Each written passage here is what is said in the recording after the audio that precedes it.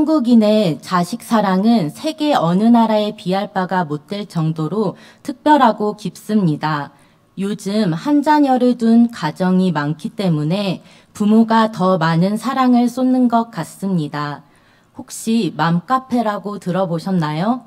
동탄 맘카페, 수지 맘카페 이렇게 지역의 이름을 따서 말하는데요. 이런 식으로 같은 지역에 살고 있는 부모님들이 살림과 육아 등의 정보를 공유하는 인터넷 카페입니다. 지역별로 이런 맘카페들이 활성화되고 있는데 우리나라 부모님들은 어릴 때부터 자녀를 양육하고 교육하는 일에 열정과 관심이 높다는 것을 알 수 있습니다. 이렇게 자녀가 어렸을 때부터 사춘기, 입시 준비를 하는 시기, 대학교, 취업, 결혼, 그리고 결혼 이후 손자, 손녀가 태어났을 때까지도 자녀는 부모의 사랑과 관심 안에 있습니다.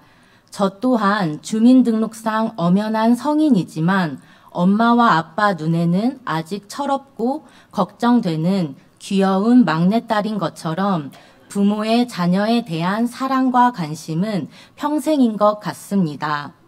자녀의 모습이 어떠하든지, 자녀가 어떤 일을 하고 있든지, 자녀의 성적이 어떠하든지 자녀를 사랑합니다.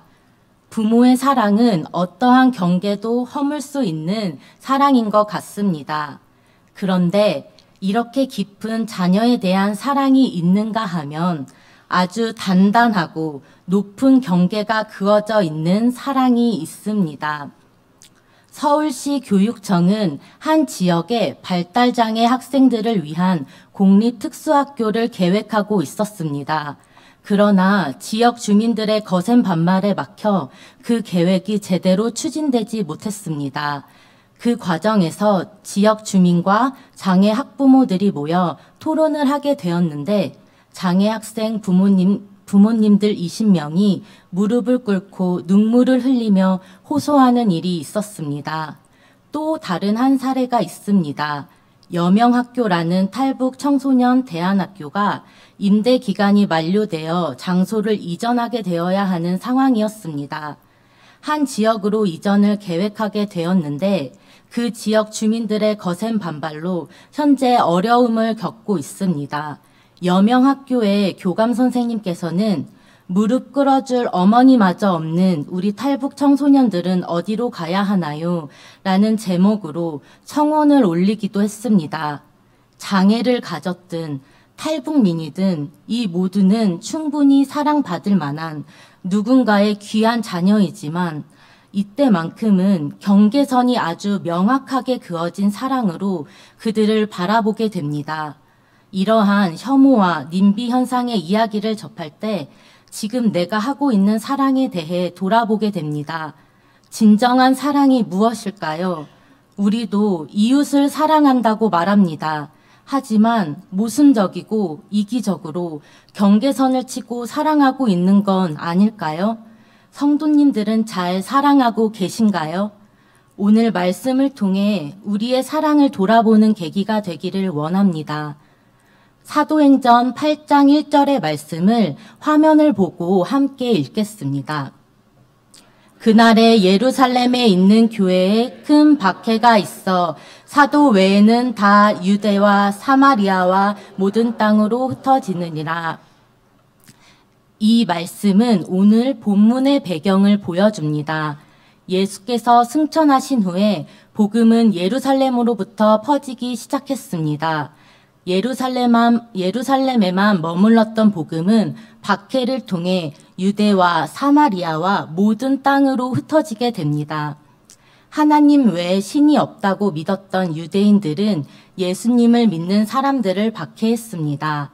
이렇게 예루살렘에서 시작된 복음이 지중해 전역에 퍼지기 시작하면서 이방인들에게도 복음이 전해졌습니다. 그러나 예수를 믿는 유대 그리스도인들에게는 복음이 이방인들에게까지 전해지는 것이 조금은 불편한 일이었습니다. 그들은 자신들의 전통과 선민의식 속에서 이방인들을 바라보고 있었기 때문입니다. 이방 선교에 대한 문제들은 오늘 본문 사도행전 10장의 베드로와 고넬료의 만남으로 갈등의 물꼬가 트여지게 됩니다. 오늘 말씀은 사도행전 10장의 전체 내용을 보고자 하는데요.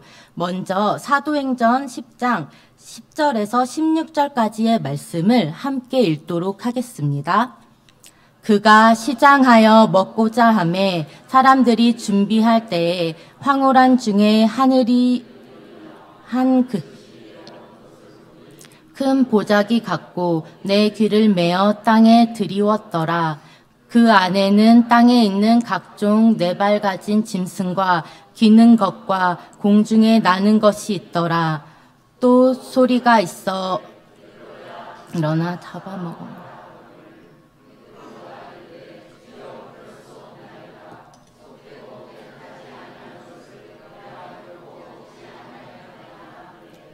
또 두 번째 소리가 있으되 하나님께서 깨끗하게 하신 것을 내가 속되다 하지 말라 하였더라. 이런 일이 3번 있은 후 그 그릇이 곧 하늘로 올라져 갔더라. 가이사랴 지방 로마 군대의 백부장인 고넬료는 하나님을 경외하며 많은 사람들에게 베풀며 기도에 힘쓰는 사람이었습니다. 고넬료에게 하나님의 천사가 나타나 하나님께서 너의 기도와 구제를 기억하고 계신다. 이제 요빠에 있는 베드로를 데리러 오라라는 환상을 보게 됩니다.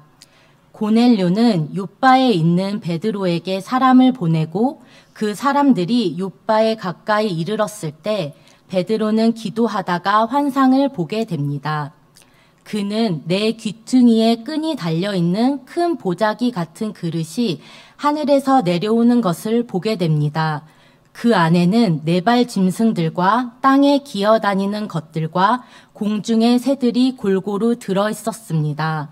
그런데 그때 이 음식을 먹으라는 음성이 들립니다.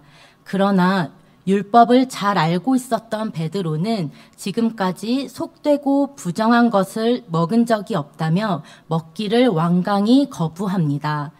그러자 하늘의 음성은 하나님께서 깨끗하다고 하신 것을 내가 속되다고 하지 말라고 말합니다. 이런 일이 3번 있은 후 그 그릇은 갑자기 하늘로 사라졌습니다. 여러분, 베드로는 왜 하나님께서 내려주신 음식을 먹지 않고 거절했을까요? 이 짐승들은 레위기와 신명기 율법서에 나오는 부정한 짐승들이었기 때문입니다. 먹기를 금지한 부정한 짐승을 먹거나 그 짐승의 주검을 만지는 자는 더럽혀져서 부정하게 됩니다. 이것은 거룩함에 관한 문제이기도 합니다. 베드로가 속되고 깨끗하지 아니한 것을 결코 먹지 않겠다고 말하는 것은 율법에 대한 순종이었으며 자신의 거룩함을 지키기 위한 너무나도 당연한 반응이었습니다. 베드로는 더럽혀지거나 부정해지지 않기 위해 거룩함을 지키기 위한 자신의 경계선이 분명하게 있었습니다. 하지만 그 경계선 때문에 오히려 하나님의 뜻을 이해하지 못했습니다. 오늘날 우리도 그리스도인으로 살아가면서 우리를 정결하게 지키기 위해 많은 경계선을 가지고 살아갑니다. 하나님의 말씀이 가르쳐 주신 대로 죄짓지 않고 믿음을 지켜가려고 하고 신앙적 열심을 가지고 노력합니다. 그런데 때로는 이러한 경계선들이 오히려 우리의 의도와 다른 결과를 가져오기도 합니다. 저의 어린 시절 학교의 한 친구가 쉬는 시간에 제게 찾아왔습니다. 제가 교회 다니는 것을 알고 그 친구는 자기에게 있었던 일을 얘기해 주었습니다. 일요일 아침 동네의 큰 교회 앞에서 싸움이 난 것을 본 것입니다. 싸움을 지켜보니 동네 주민이 토요일 밤 주차할 곳이 없었는지 이리저리 찾다가 교회 주차장에 차를 대고 집에 들어간 것입니다. 그런데 주일 새벽 교회 주차장에 주차된 낯선 차를 본 장로님이 차주에게 전화하려고 했지만 전화번호가 안 적혀져 있었습니다. 이 차주분은 장로님의 애타는 속도 모르고 아침에 여유롭게 일어나서 차를 빼러 교회에 왔다가 장로님과 시비가 붙어 싸우게 되고 이 싸움이 점점 심해져 큰 싸움 구경을 했다는 이야기였습니다. 교회에 예배드리러 나오는 성도님들을 위해서 주차를 관리하던 장로님의 열심은 아름다운 것이었습니다. 다른 성도님들보다 일찍 나와 교회를 돌아볼 줄도 아는 헌신적인 장로님이었을 것입니다. 나름대로 교회를 사랑하는 방법이었고 신앙에서 우러나온 행동이었습니다. 교회를 지키고 잘 관리하는 일은 성도된 우리의 생각 속에는 너무나 당연한 반응이었지만 이 분명한 경계를 지키려다가 다투게 되는 안타까운 결과를 가져오게 된 것입니다. 또 한 가지 예를 들겠습니다. 이제는 10년 정도 된 이야기이긴 합니다만 삼성동에 위치한 봉은사라는 절에 기독교인들이 들어가 예배를 드리고 사찰이 무너지라고 기도했던 일이 있었습니다. 이들은 찬양 인도자로 훈련받기 위해 나라를 위한 땅밟기 기도를 하고 있었던 사람들이었습니다. 이 일이 일어났을 당시 기독교는 많은 여론의 문매를 맞았습니다. 이분들의 열심은 정말로 나라를 사랑하는 마음에서 온 열심이었습니다. 한국에 가득한 우상을 깨트리고 하나님께서 통치하시는 하나님 나라로 이 땅을 만들어가기 위해 열심을 품고 기도한 것입니다. 어쩌면 하나님을 믿지 못하는 사람들을 향한 안타까움은 그리스도인으로서 당연한 반응이었는 줄 모르겠습니다. 하지만 이들의 사랑도 넘지 못한 선이 있었습니다. 우리의 복음 전파의 사명만 집중한 나머지 기독교인이라는 선 밖에 있는 사람들에 대한 존중을 잃어버린 것입니다. 이처럼 우리는 우리가 지켜야 하는 경계선 때문에 하나님의 사랑을 잘 전하지 못하곤 합니다. 이런 베드로와 같은 상황 속에서 하나님께서는 어떻게 행동하셨을까요? 사도행전 10장 17절에서 20절의 말씀을 함께 읽겠습니다. 시작. 베드로가 본 바 환상이 무슨 뜻인지 속으로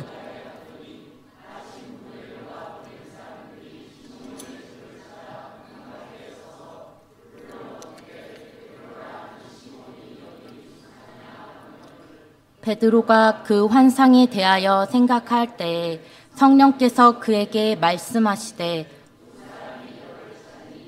일어나 내려가 의심하지 말고 함께 가라. 내가 그들을 보내었느니라 하시니 베드로가 환상에 대하여 생각할 때에 성령님께서 말씀하십니다. 일어나 내려가 의심하지 말고 함께 가라. 내가 그들을 보내었느니라. 의심하지 말라는 성령님의 말씀은 베드로가 충분히 의심할 만했습니다. 유대인인 본인의 경험상 율법을 너무나도 잘 알고 있는 자신의 경험과 생각으로는 이해할 수 없는 성령님의 음성이었습니다. 그러나 베드로는 자신의 생각의 경계를 뛰어넘어 성령님의 말씀에 순종합니다. 고넬료가 보낸 이방인 사람들을 맞이하여 그들의 이야기를 듣고 자신의 집에 불러들여 머물도록 합니다. 사람의 생각이 바뀌는 것은 쉽지 않습니다. 나이가 들고 자신의 인생의 경험과 신념이 쌓이게 되면 더더욱 어렵습니다. 최근 우리나라는 정치적으로 두 분류로 나누어지는 양상이 있었습니다.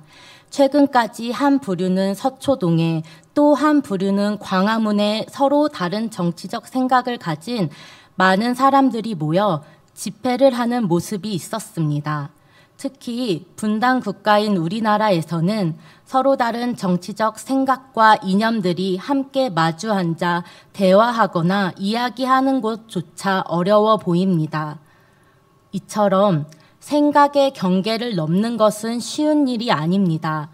그러나 베드로는 성령님의 말씀 앞에 의심하지 않고 자신의 생각과 신념의 경계를 넘어 성령님의 말씀을 따라갑니다. 생각의 경계를 넘은 베드로는 이제 관계의 경계도 넘어갑니다.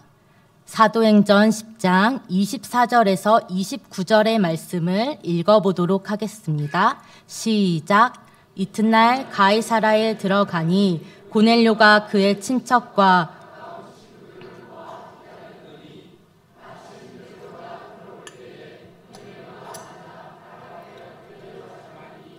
베드로가 일으켜 이르되 일어서라 나도 사람이라 하고 더불어 말하며 들어가 여러 사람이 모인 것을 보고 이르되 유대인으로서 이방인과 교제하며 가까이 하는 것이 위법인 줄을 너희도 알거니와 하나님께서 내게 지시하사 아무도 속되다 하거나 깨끗하지 않다 하지 말라 하시기로 부름을 사양하지 않고 왔노라 묻노 무슨 일로 나를 불렀느냐?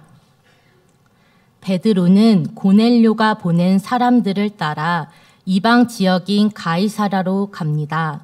가이사라 고넬료의 집에는 고넬료의 친척과 그의 가까운 친구들이 모여 베드로를 기다리고 있었습니다. 베드로는 그곳에서 많은 이방인들이 모인 것을 보며 이렇게 말했습니다. 유대인으로서 이방인과 교제하며 가까이 하는 것이 위법인 줄 너희도 알지 않느냐? 그런데 하나님께서 나에게 사람을 속되다 하거나 깨끗하지 않다 하지 말라 하셨다. 그래서 하나님의 부름을 사양하지 않고 내가 여기에 왔다.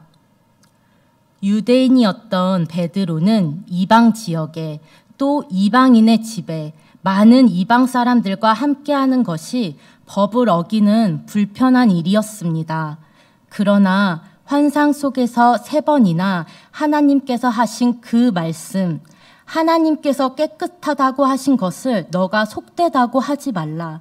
그 말씀을 기억하며 자신에겐 불편하고 어려운 일이었지만 하나님의 부름을 거절하지 않고 응답한 것입니다. 관계의 경계를 넘어온 것입니다. 유태인 학살, 홀로코스트의 이야기를 담은 신들러 리스트란 영화가 있습니다. 영화 신들러 리스트는 2차 세계대전이 일어난 1939년을 배경으로 합니다.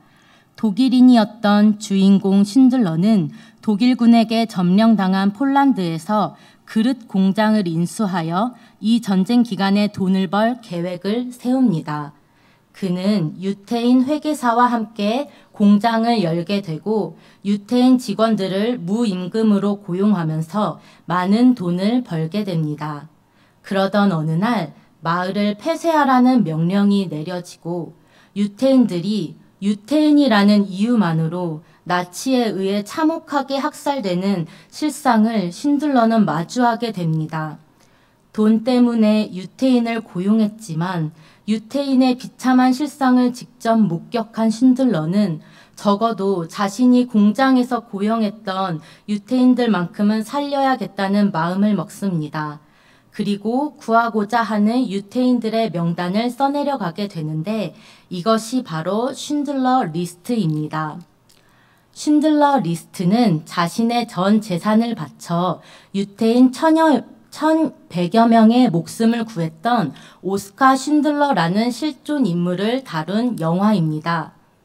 독일인이었던 쉰들러는 그 당시 유태인들이 차별받는 것을 당연하게 생각했습니다.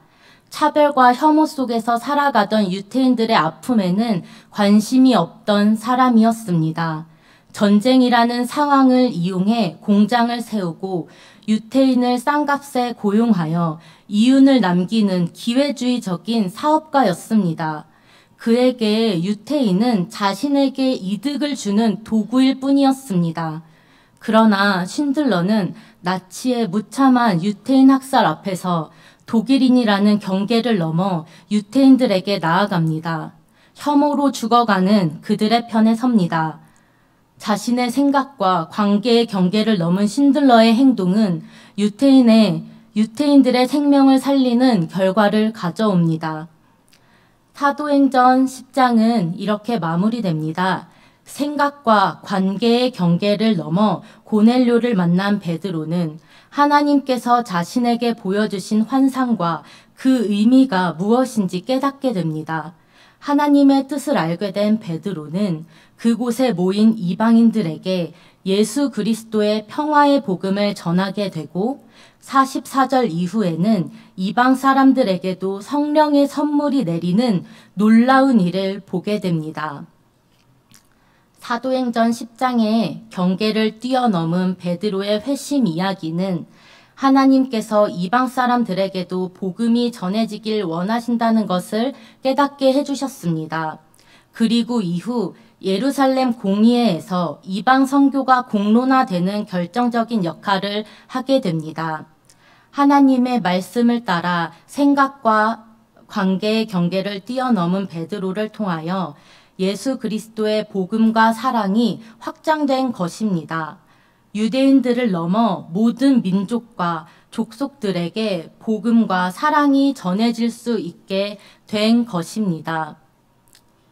이렇게 베드로가 경계를 넘어 고넬료를 만나고 이방인 선교에 큰 공헌을 할 수 있었던 것은 우리보다 앞서 가시는 분이 계셨기 때문입니다. 그들보다 먼저 경계를 넘어 일하시는 하나님이 계셨습니다. 당시 이방인 선교에 대한 인식이 없었던 상황이었습니다. 이러한 때에 하나님께서는 먼저 경계를 넘어 이방인 선교를 준비하고 계획하십니다. 하나님을 경외하고 많은 백성을 구제하며 항상 기도에 힘쓰는 이방인 사람 고넬료를 이방인 선교의 시작으로 세우십니다.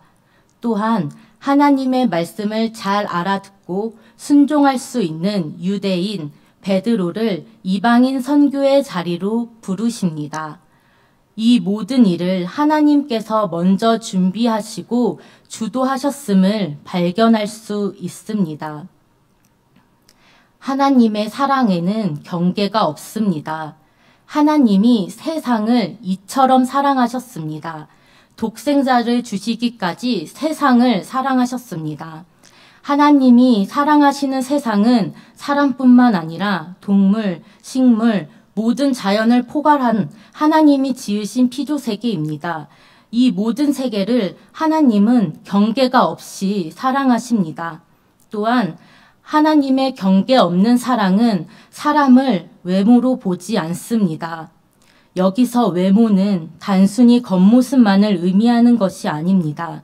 한 사람의 인종, 종교, 성별, 생각, 계급 등 그 사람의 존재를 나타내는 것을 말합니다.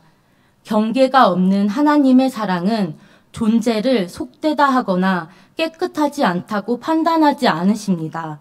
이 모든 것을 초월하여 차별 없이 바라보고 여겨주시는 사랑입니다. 이러한 하나님께서 우리보다 앞서서 먼저 일하고 계시며 경계가 없는 하나님의 사랑 안에 머물 때에 하나님의 마음을 따라 우리도 경계를 넘을 수 있는 믿음과 용기를 가지게 될 것입니다. 작년 12월 11일 죽음의 외주화라는 문제점들을 수면 위로 떠오르게 한 가슴 아픈 사건이 있었습니다. 바로 고 김용균 씨의 이야기입니다. 당시 김용균 씨 나이는 24세였습니다. 그는 또래 청년들과 다를 바 없이 자격증을 따고 공부를 하며 취업을 준비했고 그의 첫 직장은 태안화력발전소에서 석탄 설비를 하는 일이었습니다. 비록 외주 하청업체의 계약직 노동자였지만 1년을 일하면 정규직 사원으로 전환되는 조건이었기에 성실하게 자신의 일을 해내갔던 청년이었습니다.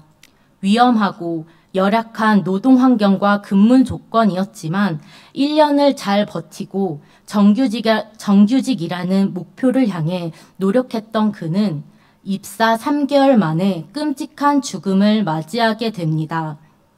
위험한 업무로 2인 1조 근무가 원칙이었지만 발전소의 구조 조정에 따른 인력 부족으로 밤에 홀로 일을 하다가 석탄을 나르는 컨베이어 벨트에 끼어 목숨을 잃게 된 것입니다. 이 일로 많은 사람들과 청년들이 고 김용균 씨의 죽음을 추모하며 너는 나다, 우리가 김용균이다 라는 목소리를 함께 내었습니다. 또한 자식을 잃은 슬픔을 너무나도 잘 알고 있는 세월호 유가족들이 고 김용균 씨 어머니를 위로했습니다.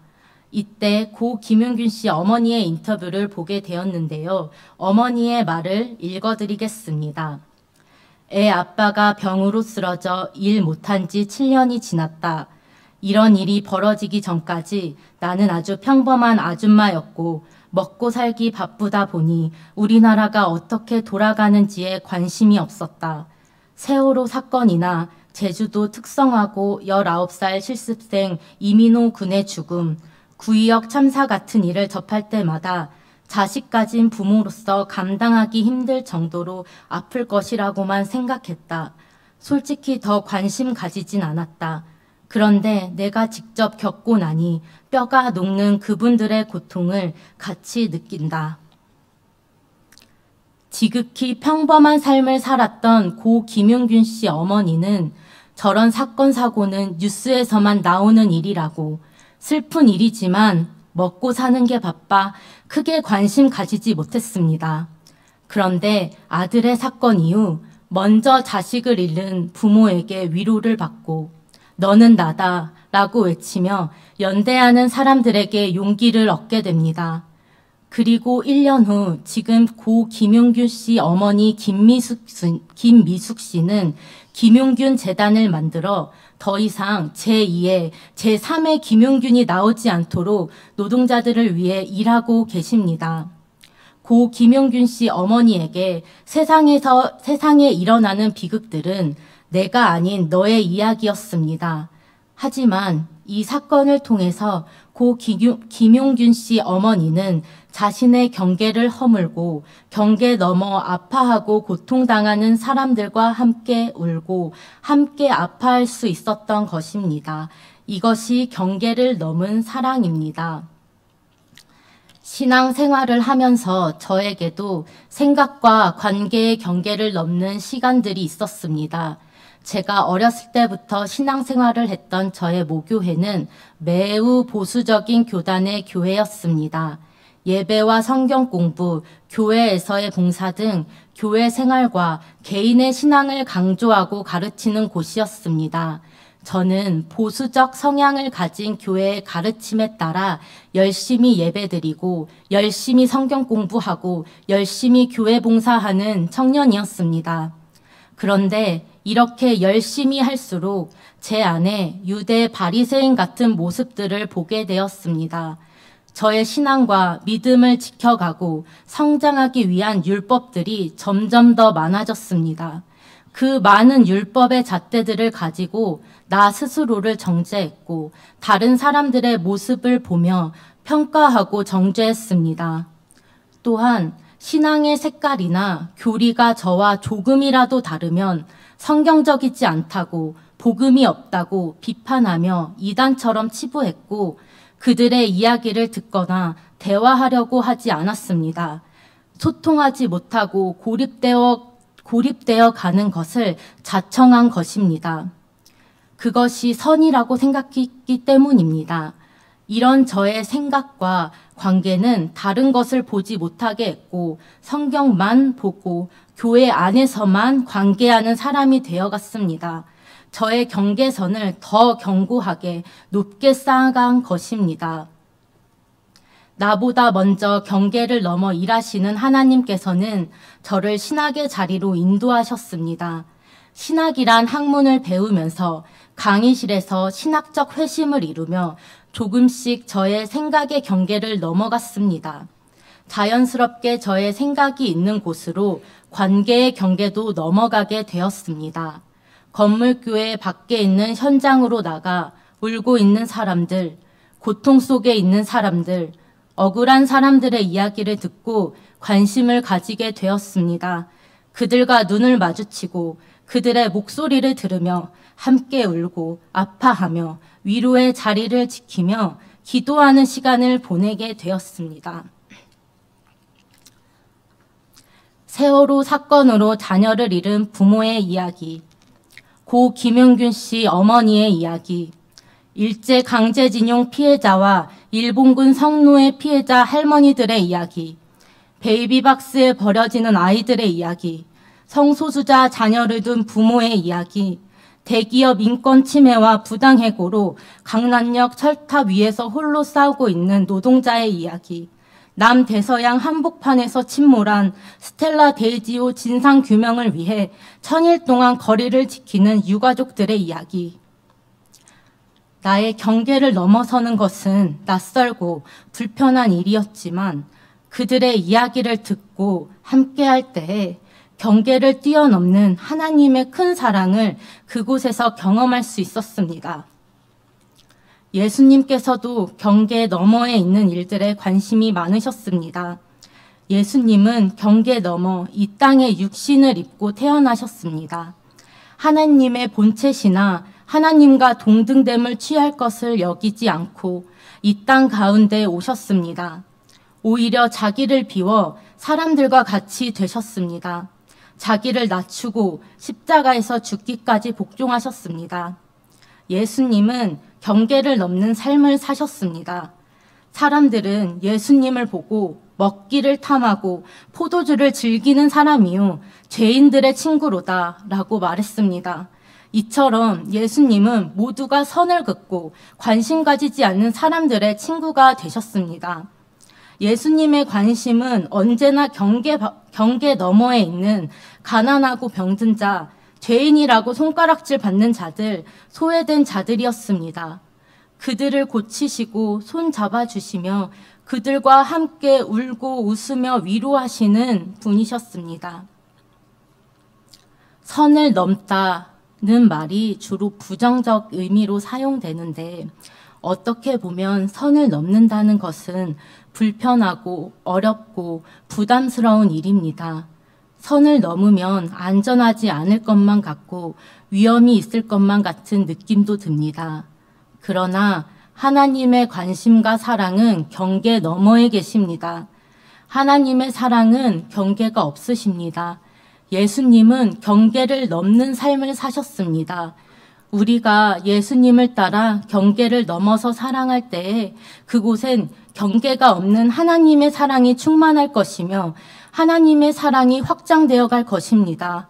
자신의 생각과 관계의 경계를 넘는 성도님들이 되시길 소망합니다. 선을 넘는 성도님들이 되시길 소망합니다. 사랑의 나눔 있는 곳에 찬양 마지막